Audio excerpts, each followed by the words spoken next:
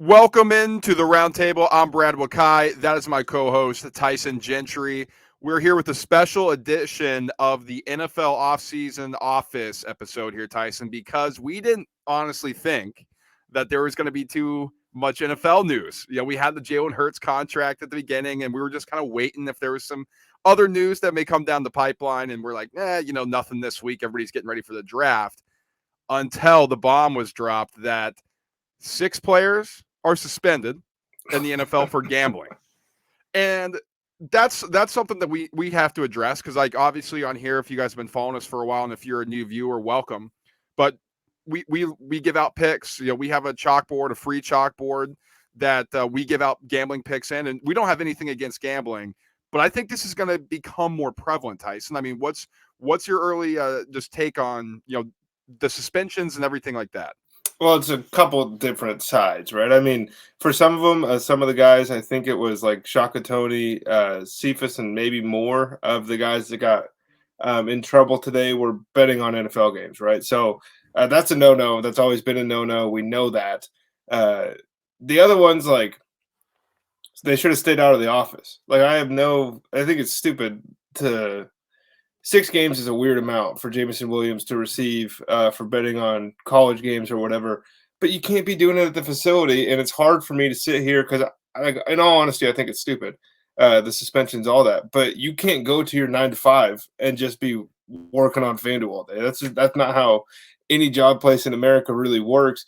And if you are, you're lucky. That's pretty cool. But like on the whole, it's tough because every other commercial is DraftKings or FanDuel. The sponsorship above the announcement on Bleacher Report today was DraftKings when I opened the notification up. So I get it from both sides, but you can't bet on the league that you're in.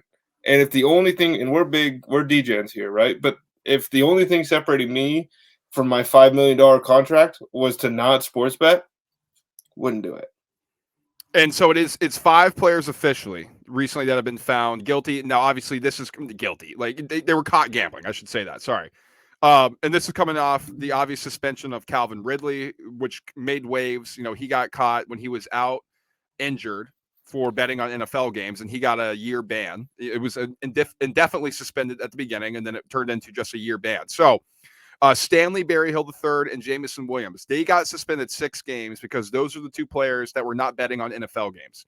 They were betting on college football games within the Lions facility.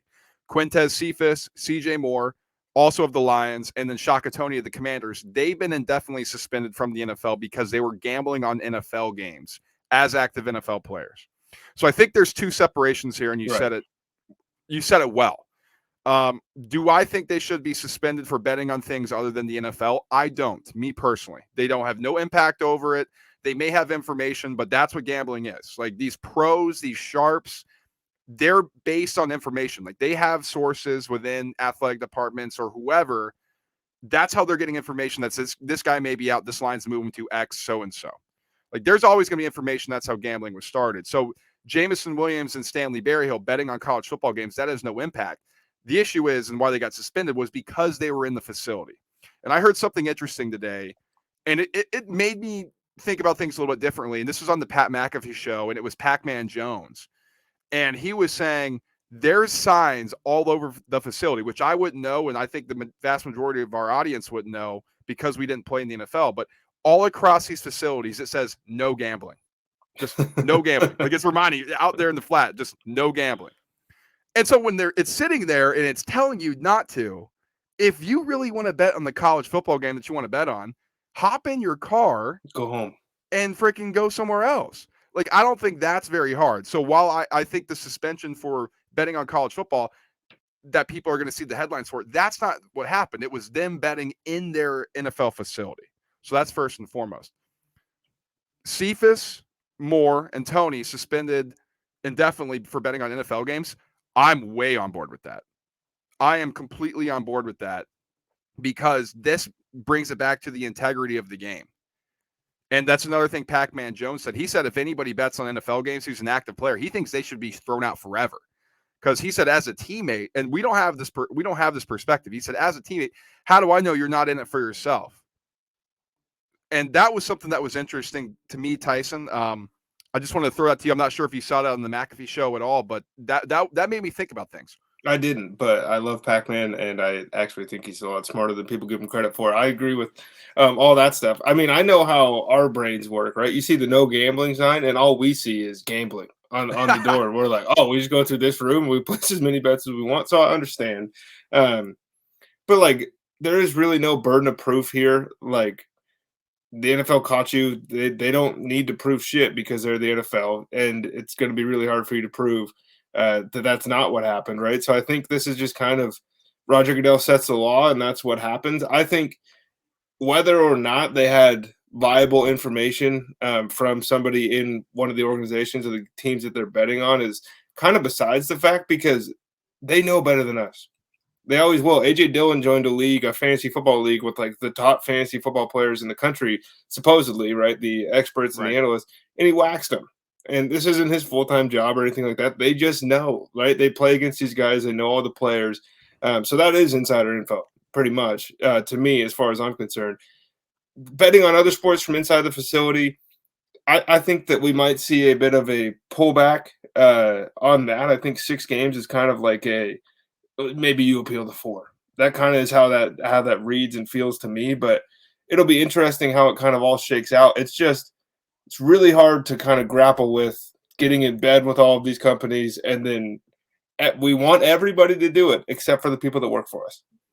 And that's the interesting part, and I think that's where people are up in arms about it, which I don't think is warranted personally. Me personally, and people can comment and say, you're an idiot. Like the DraftKings and FanDuel and Caesars and all this partnership that the NFL is bringing in, because this is ultimately dollars in their pocket at the end of the day. With all this money, they're taking this ad revenue money, but then they're like, well, you can't just turn around and tell your players not to. Like, why not? There's Yeah, you can. stipulations on every person. Like, if you work on Wall Street, you can't insider trade. Like, Well, they do. they do, sure, but right. But if you get caught, there's reparations. Like, you get in trouble for it. So it's a risk reward thing. Like, if you're going to be gambling on the NFL, don't be stupid. I know some of these players were, and like, you get geotagged by a lot of these legal Right. gambling sites. Yeah, they know It's not exactly all where of them. you are. They know exactly where you are. They know exactly who you are because you have to plug your social security in to have an account. And so in the NFL, they're tracking this stuff. Like they have things in place for it. And the NFL did say there was no evidence indicating any inside information was used or that any game was compromised in any way, end quote. And that's coming and talking about the players that gambled on the NFL games. So, and they're going to have to say that, like, whether that's the case or not, like, we'll probably never find out. But I mean, that's the biggest thing that the NFL is worried about. That all of a sudden we look at this as like the most random thing that can happen. Oh, sports is great. Live sports, you have to view it too. Oh, it's WWE, everything's scripted. And so that's where I come down on the side of the NFL. Like these punishments should be severe.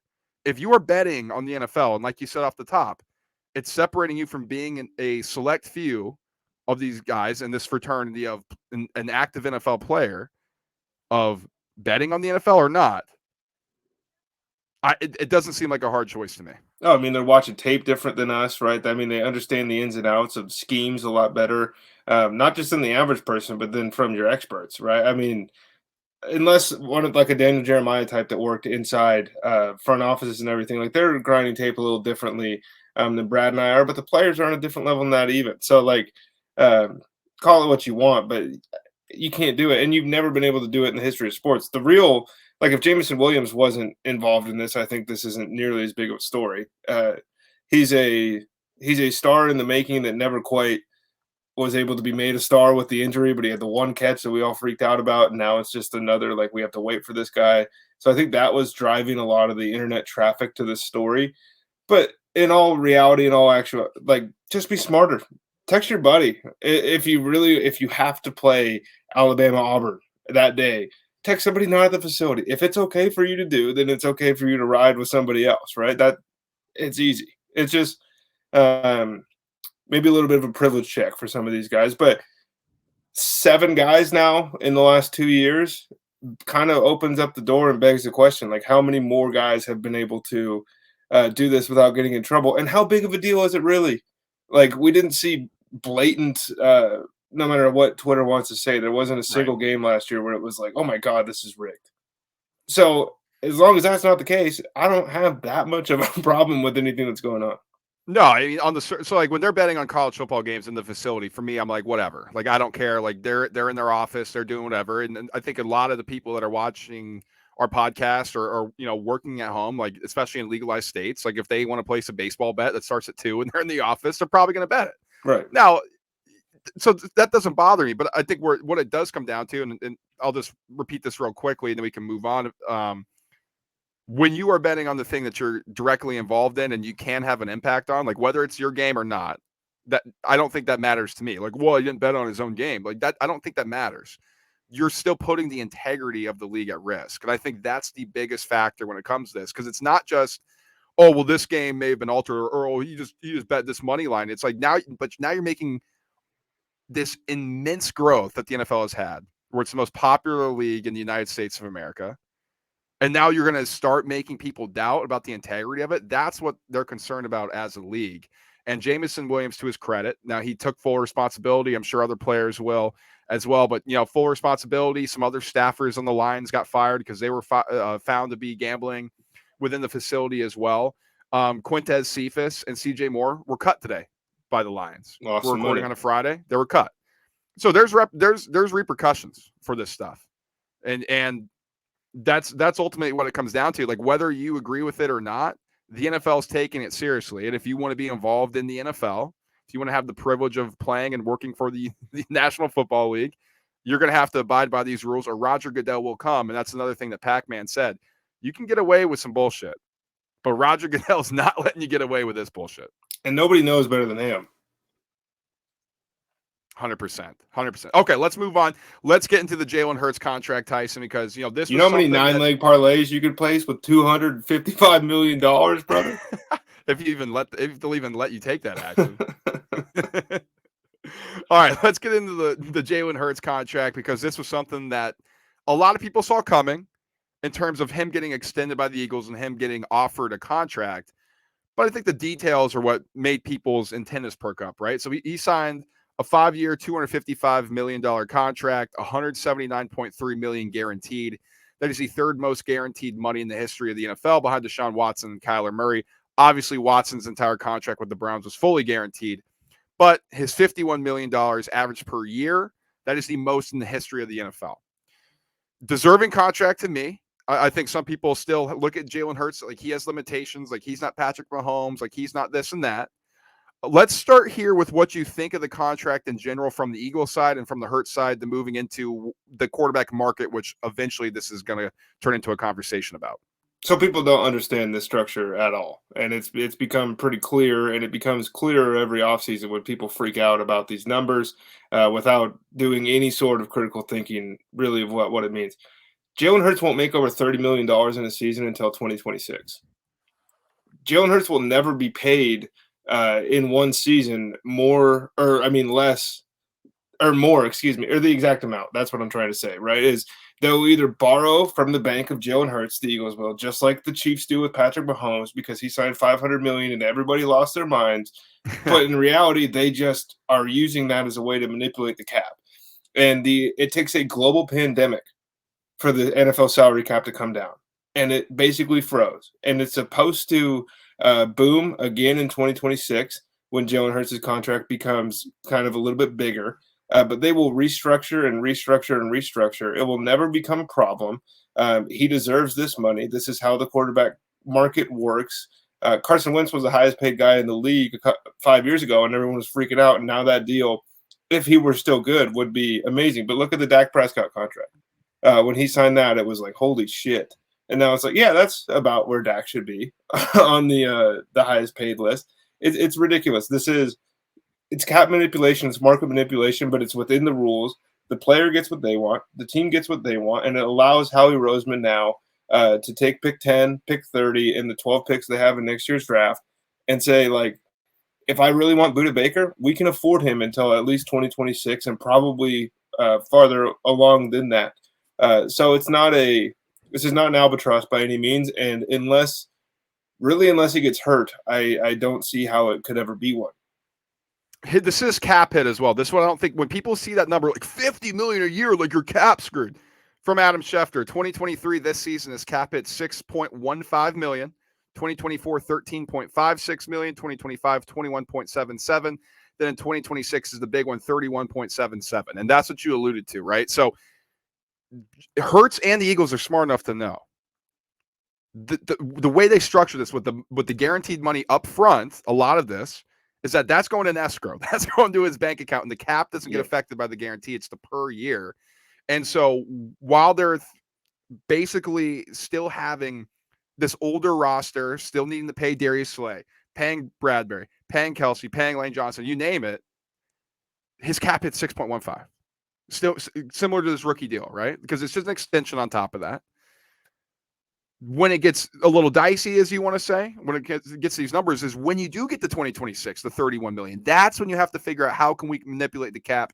Do we get younger? Do we have our team predominantly built on rookies who've been in the league for about 2-3 years, or their hits a little bit lower on the cap? So that's where Howie Roseman's going to earn his money is in the later parts of this contract.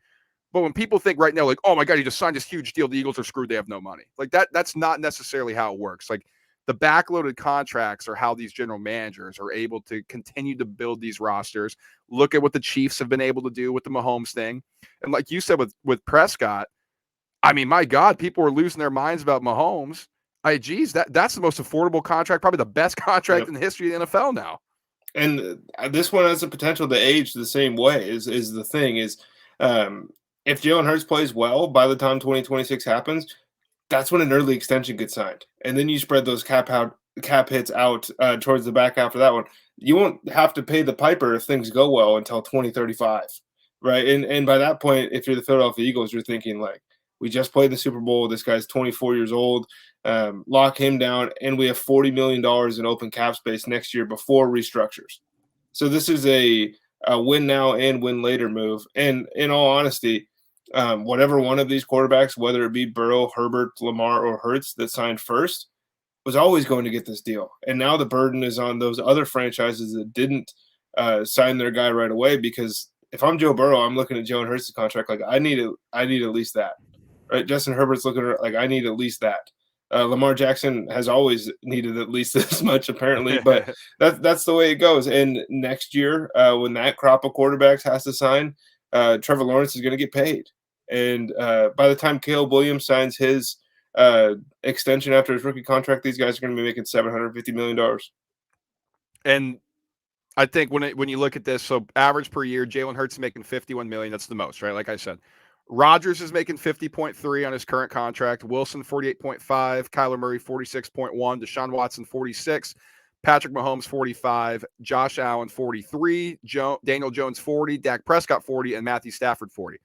There's 2 players on that list that are better right now than Jalen Hurts. That's it. So like when you're looking at this, and we're talking about Joe Burrow and Justin Herbert still haven't signed their extension, Tyson. They may make more than Hurts. This may be the third most per year out of this whole thing by the time we're done. Well, you said it there that Patrick Mahomes is now at 45 because when he signed the contract, it was a 10-year, $500 million contract. And then these restructures and Brent Veach gets his hands on the contract and says, hey, man, I want to bring in Kadarius Toney. We need some extra cash. Here's $2 million up front. Who's saying no to that money hitting their direct deposit right that week rather than, man, I'd rather have it in 6 years. Right. And so now that number's down and the number is going to go down. Well, the cap rises. This is simple financial it's just the way of the road in the NFL. This is how these things work. And it's just a bit ridiculous. Like it's the first time in a while we've had our guy sign for this much as Eagles fans. But I mean, this is the same reaction I'll have when Herbert signs his and when Burrow signs his. It's a bunch of people mad about stuff they don't quite understand. Okay, let's close with Trey Lance. Now, this is your guy coming out of school. Now there's rumors that the 49ers are trying to trade him. Now, I was listening to Michael Lombardi, former NFL executive, and he said this is full-on 49ers league stuff here. Like the Niners and John Lynch, who's great with the media, is using his media allies to say, people are just calling our phone. It's ringing. Trey Lance, he's so talented. We never had an outgoing call about this once. No, of course not. This guy's just so talented. They see how special he is. We're not initiating it. They're calling us. Vikings were leaked. We know that the Vikings may be looking for a quarterback. Is that the reality? Who knows, right? Like, I think if you can maybe give up a 5th-round pick for Trey Lance, if you're the Vikings, why not kick the tires on that thing if you're actually interested in him or not? What Lombardi was saying is that the 49ers know they missed. The 49ers have basically said, man, we got a guy in the house, Purdy, that we think can run the offense better than Lance. Might as well try to inflate his value on the market and see if we can move on from him to make things less, not awkward, but I guess less confusing for the organization within the building. I don't know if you agree with that. I know you're a big Trey Lance guy, but I think there's 2 ways to attack it. You know, the future of Trey Lance, what the 49ers are trying to do currently with Lance. So wherever you want to start, and we'll dive into that to close. Well, I think, first of all, what a super weird career to this point, right? This was the 3 first they set up to go get him when everybody was like, well, that was actually Mac Jones that they wanted. They got pressured into taking Trey Lance, which I never bought and never will buy. You're selling at a discount. I think the sunk cost fallacy is Josh Rosen getting replaced by Kyler Murray kind of showed where NFL teams are at with that, where they're just like, okay, whatever. Like, we missed, we got to move on. It might be a case of trying to recoup value. I just personally, I don't know. It doesn't make sense to me because Brock Purdy might not play this year. And they signed Sam Darnold to a pretty heavily incentive-laden contract based on playing time. So you think if Purdy can't go for at least 6 weeks, then Darnold's going to make $6 million more than he would have if he just rode the pine this season. Maybe that's worth it to them. But maybe it's just like, hey, let's look around, let's call some people or take calls, right, according to John Lynch. But let's see if we can recoup some of this because we don't really love Trey the way that we thought we were going to. The rest of the NFL hasn't got to see him. Whether it's practice and all that's like joint practices, probably the closest people have really gotten to see a healthy Trey Lance firing the ball kind of without limitations. Because even in the couple games that he was able to play, it was a lot of like, it felt like they were hiding something a little bit. And maybe that's because he can't actually make things happen. Or maybe it's because he took 10 starts in college, 13 starts in college, and then like was learning the position. If you're in on Anthony Richardson and you're not in on Trey Lance, I don't know what you're doing as an NFL franchise because I promise one guy's going to cost significantly less, and they're both mystery boxes. That's a great point. Like, we look at these things as like black and white, but it's really not. Like, Trey Lance is a mystery.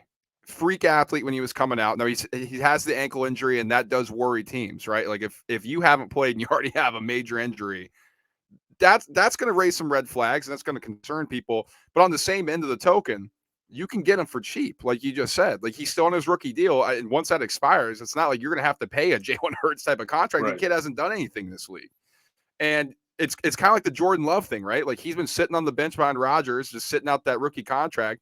If he does come in and plays one good year, like, I'd be shocked if he gave him the Daniel Jones treatment and was like, no, I deserve the market value. It's like, dude, you played 1 year in the league. And I think that's where we're at with Trey Lance. And like on the other side with Richardson, he's probably going to be a high first-round draft pick for an organization. And with that comes expectations. With that comes a big contract if you're selected high in the draft. And then if he does perform well, again, now you're talking about having to pay him Justin Herbert, Joe Burrow type of money in the future, and maybe even setting a market type of deal if he is that good. So I think the Lance thing is interesting. Does an organization feel comfortable enough with him to roll the dice with an asset of theirs? Like, I don't think you're going to have to give up a crazy amount to get him. Like I said, that maybe a 5th-round pick, 4th-round pick. So it's really not a huge amount if you want to roll the dice on him. And because the risk reward on him, if he actually hits, I mean, my God, I mean, you're hitting the lottery here. But it does come down to the questions again. Like, the 49ers are a good franchise. And if they're ready to move on, so it seems like they're not telling you that. But like, if you read the tea leaves like Lombardi's trying to do, it seems like they may have figured out that they missed on the kid. So I just think it's an interesting time here right before draft time too, Tyson, where they are trying to get some assets back clearly. So I don't know. I don't know what's going to happen with Lance. I don't know if there's any interest at all for him out there, to be completely honest. Well, I think it's twofold a little bit with what you just said, because you mentioned moving off of him before the draft, but moving off of him before you have to extend Nick Bosa, before you have to pay a ton of these other guys. And maybe you would rather have Mr. Irrelevant's contract in Brock Purdy going forward than paying Trey Lance the number 3 overall pick, which I think escalates towards like $20 million, maybe more, in the final year of his rookie contract there. So I think that has more to do with it than people are kind of letting on. And especially if you're Minnesota and all these reports are you're in on Hendon Hooker, Trey Lance is younger. He's been in the NFL building. He's been around really good teams. By all accounts, seems like a good guy. I would rather take the flyer on Trey Lance, to be honest with you, than Hendon Hooker. It gets dicey once you get like I'd rather have Bryce Young this year. I think that might be it. The ones that I'm like truly sold on that I'd rather have. But like if Will Levis had a way better career than Trey Lance, you wouldn't be surprised. But if Will Levis stinks, you wouldn't be surprised. If Anthony Richardson stinks, you're not shocked. If Hendon Hooker's 26 and coming off of a torn ACL and like looks like he's got the Mac Jones syndrome where he's as good right now as he's ever going to be, wouldn't you rather swing on Trey Lance? And if you're wrong, it is the cost of a interior offensive lineman from North Dakota State, right? You're taking somebody in the 4th round, like you said, or trying to find. And I think it might be closer to like a first, to be honest, dude. Like Really? I think if they're trying to drum up interest, it's to maximize value. I think if he was like a locker room cancer and they just didn't like having him around, then it's take whatever. Okay. But I think a big chunk of Trey Lance being traded is, does the team taking him on agree to pay the entirety of the contract, and does San Francisco get some compensation for dead cap? Because that's going to let us know everything we need to as far as how they feel about him. Because I still think they like him. I don't think he hasn't shown anything on the field for why they wouldn't like him, but I think keeping him or taking him when you had Jimmy, and then keeping him around during all this drama, when it was probably pretty easy last year to move off of him for a couple picks if you really thought he sucked. And now that you went to the NFC Championship game and you have a guy with a torn UCL and a guy that's never won more than 5 games in a season, those are the other kind of candidates to start. Kind of feels a little bit to me like, I mean, we could just see what we could get. There's no. I think this is a lot of smoke, little fire. That's interesting. Yeah, because I'm the opposite side of you, which is extremely interesting. Because like, what is the smoke, right? Like, is it like you're thinking this is a bonfire, fake smoke? Like we're putting out the bonfire. There's nothing here. Just like let's throw a smoke screen. And I'm like, it's a raging fire, man. Like they're trying to get out of the Trey Lance sweepstakes. So that's extremely interesting. I mean, it'd be shitty for Trey Lance. I mean, I don't know how you recover, to be honest. Like it would be tough. The first 3 years have sucked for this guy, and then to get shipped off. I mean, he seems like a mentally strong dude and all that stuff, but at the end of the day, like you're 22, 23 years old, and you get the world handed to you, and then they slowly start taking it back. That's gotta be tough to handle. Yeah, I completely agree. Completely agree with you. Okay, that's going to do it for our impromptu NFL offseason office. We had a ton of stuff to talk about, man. We this was great. I'm glad we were able to get a little juice in here before the weekend, because next week we're fucking loaded. I mean, I'm pumped, dude. Like I was thinking about it today.